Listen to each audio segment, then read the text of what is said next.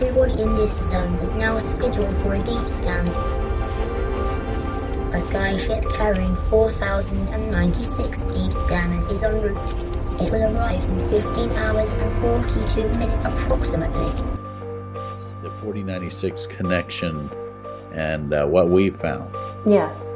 What I did was I was curious about translating 4096 to see what I came up with, since it is tied to the quantum computer and the key to the abyss. And I translated 4096 into Latin, and then I translated Latin into Hindi and came up with the word Chaturthi. And this word is actually associated with the 4th day of the lunar month in the Hindu calendar, and it's also in association with the worship of Ganesha. Yes, and we know that Ganesha is the god in Hinduism that has the elephant's head. Go ahead and discuss what you thought when you found out that 4096 was connected to Ganesha. This is what they look like. There are 2 of them. These are from our lab in Burnaby in British Columbia. From the outside, they look like giant black monoliths, big metal boxes, about 10 feet on a side, 12 feet tall. And they are powered, they have a fridge inside them, a refrigerator that cools these chips to almost absolute zero. Just a wisp, a fraction of a degree above absolute zero. Hundreds of times colder than interstellar space. Amongst the coldest and most isolated and extreme conditions that humans have ever been able to engineer. These fridges, interestingly enough, which are called pulse tube dilution refrigerators, have a thing called a pulse tube, which emits a sound roughly once per second, which sounds eerily like a heartbeat. So if you have the opportunity to stand next to one of these machines, it is an awe-inspiring thing, at least for me. It feels like an altar to an alien god. They really are impressive machines.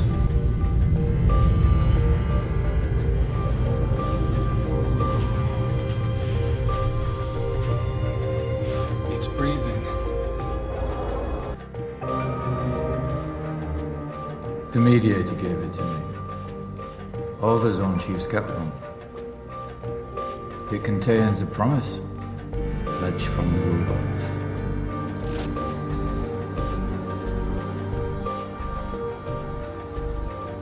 Earth to be. Unsullied by overpopulation and pollution. Brave new world. Earlier this week, I was invited on the Hagman and Hagman show for 3 hours, and we did pretty much a question and answer, taking lots of email questions from the audience. And it was a great format. Anyway, the question came up again, of course, about Saturn. I gave a thumbnail recap of my scenario of connecting to Saturn with the LHC. And the question came in piggyback to that about, what's this about the cube? Why do they worship the cube? Why do you say that there's a cube within Saturn? And so I went through and I answered that, and many people have heard this before. So cutting to the chase, Doug said, after I explained the cube, he said, I'm going to tell you something that I have never said in public. Back in 2013, a gentleman who he said associated with an intelligence agency, let's just call it NASA, but it wasn't NASA, but it was kind of connected to NASA anyway, and a gentleman from the intelligence community that he had known for a long time said, Doug, you don't know what you're talking about. And Doug said, you're right, I don't know what I'm talking about. This is back in 2013. He said, no, you don't understand the implications and how deep this goes when you're talking about the black cube and Saturn. Everybody in the occult practices, in the intelligence communities, plural, know all about and are all focused on the black cube and Saturn. It was you people who wanted to play God with your little undertaking. And This one is really exciting to me, because what they're going to do is apply this machine to an area that I think is fundamentally important. It's the crux of our future as humans, and that's, can we build machines like us? So, building machines like us might be possible. I certainly believe it is. I might be wrong. But what I do know is that the types of approaches that people are taking now to build intelligent machines benefit immensely from what this machine that we've built does best. 98% of my own noodle nanotissue years ago. Mine's different. It's built to send, to transmit, whereas every other nanocell that I put out there, including the ones in your head, Cable, designed to receive. I think it, you do it. Now, stepping away from that comment, I'm commenting on my own and saying that's the first time that I have had on the air a public confirmation as to the scenario of connecting to Saturn that I have been talking about for a long time now with you and Tim and others. And that is the relating of this whole scenario to the golden age of Kronos, that their overarching agenda is to recreate the golden age of Kronos that they believe in, that they think was their, time of the Garden of Eden. And that's what they're trying to do here. When we talk about Saturn and the portal and the entities and who's coming through and why are they doing all these things, they believe they can create their own version of the Garden of Eden, what they call the golden age of Kronos. And Kronos is Saturn.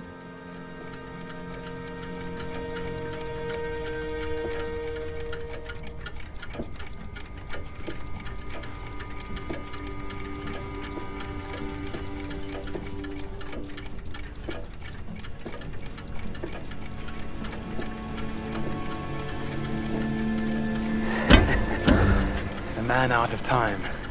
I'm not the one who's out of time. She has a pen. He's not a boy, Donna. He's a 34-year-old man. He lives with us, working in a video store, robbing people's homes. Video store?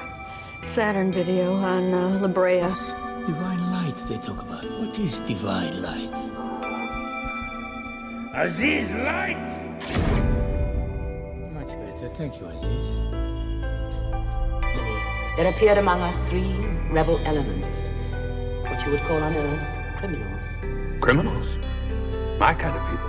Despite all our efforts, we were unable to change their evil natures, their evil ways. And as you know, we had no death penalty. Sensible enough. Therefore, our scientists constructed the Phantom Zone. In it, we placed these 3 arch criminals, imprisoning them there for all eternity. There's no possibility for parole? Your father, Jor-El, thought long and hard on that question. I asked the right question. And there is one danger. The Phantom Zone might, just might, be cracked by a nuclear explosion in space.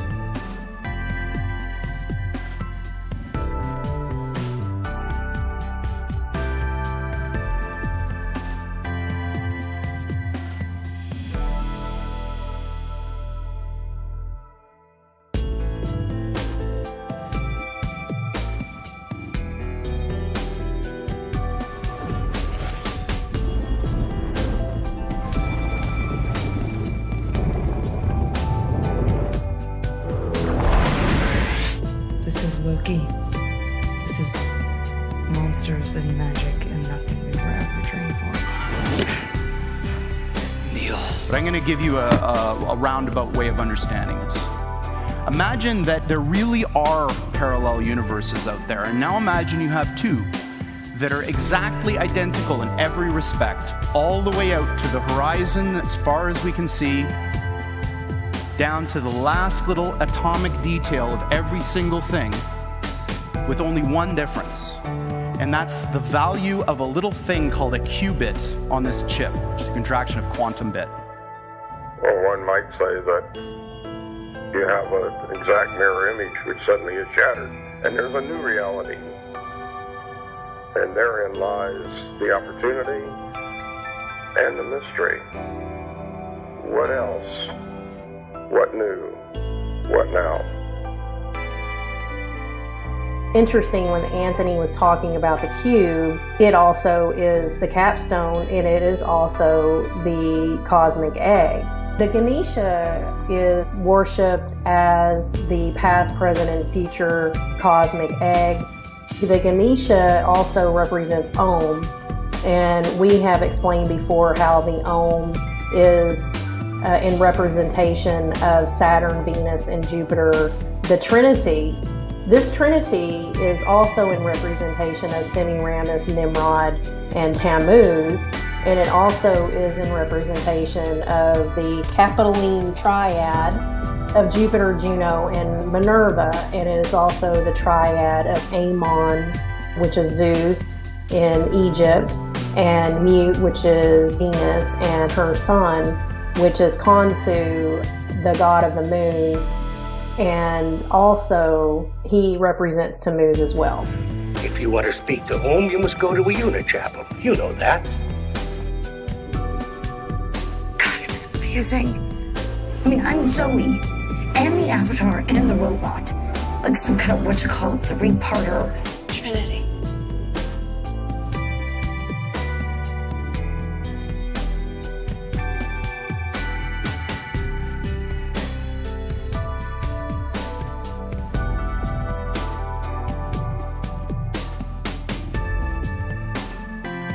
You have no idea what you're dealing with. Shakespeare in the Park? Doth mother know you weareth her drapes?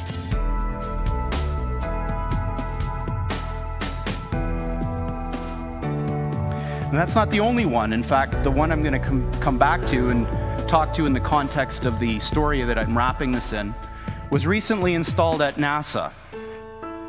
And Google was the primary interested party that pulled this whole thing together. We stand at the birth of a new millennium, ready to unlock the mysteries of space, to free the Earth from the miseries of disease, and to harness the energies, industries, and technologies of tomorrow.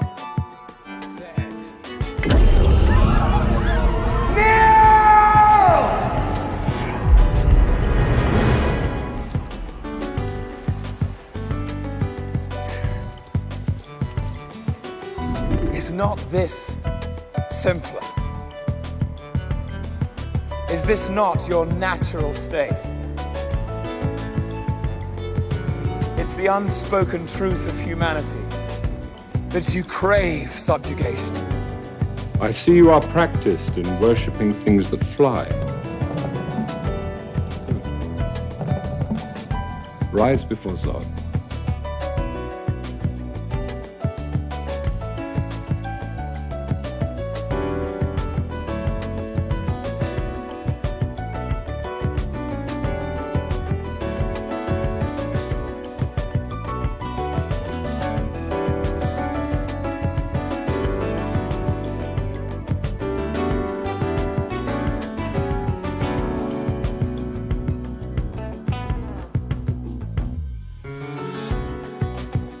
Let me show you why you guys are here.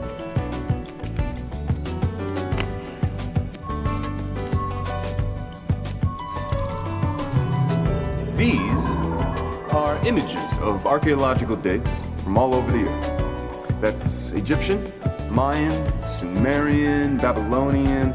That's Hawaiian there at the end, and Mesopotamian. Now this one here is our most recent discovery. It's a 35,000-year-old cave painting from the Isle of Skye in Scotland. These are ancient civilizations. They were separated by centuries. They shared no contact with one another, and yet. The same pictogram showing men worshipping giant beings pointing to the stars was discovered at every last one of them. And the only galactic system that matched was so far from Earth that there's no way that these primitive, ancient civilizations could have possibly known about it. But it just so happens that that system has a sun, a lot like ours. And based on our long-range scans, there seemed to be a planet. Just one planet with a moon capable of sustaining life. And we arrived there this morning. But science has reached the point now where we can build machines that exploit those other worlds. And quantum computers are perhaps the most exciting of all of these that we have within, or almost within our grasp right now. Report. The first shipment from Terra Nova has arrived. We now have a two-way pipeline to the most plentiful world mankind has ever known. It gives these computers access to these new resources, maybe you could call them parallel universes, in order to do something that you couldn't otherwise do. Acted out in the media is this storyline of the first human head transplant. Now, how does that relate to the elephant head story of Ganesha? It's taken centuries, but I've collected all the knights. But you...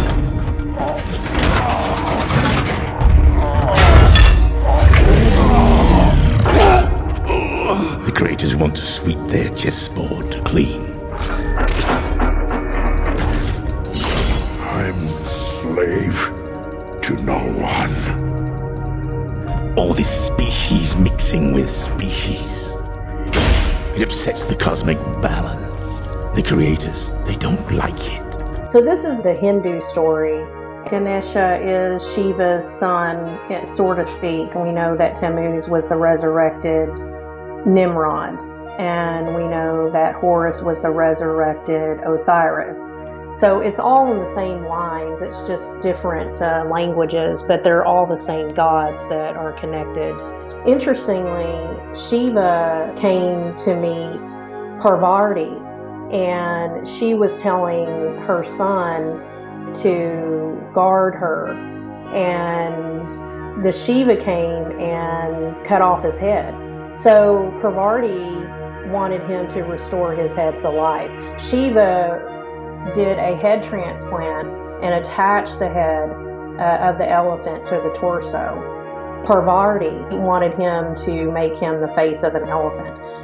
And his face is the very identical symbol of Om. Basically the story of Shiva cutting off the head of Ganesh and then taking the head of the elephant because the elephant's the most intelligent, and then putting it on the body. How does this relate to the capstone? The capstone's head is being completed now. The transplant is happening now.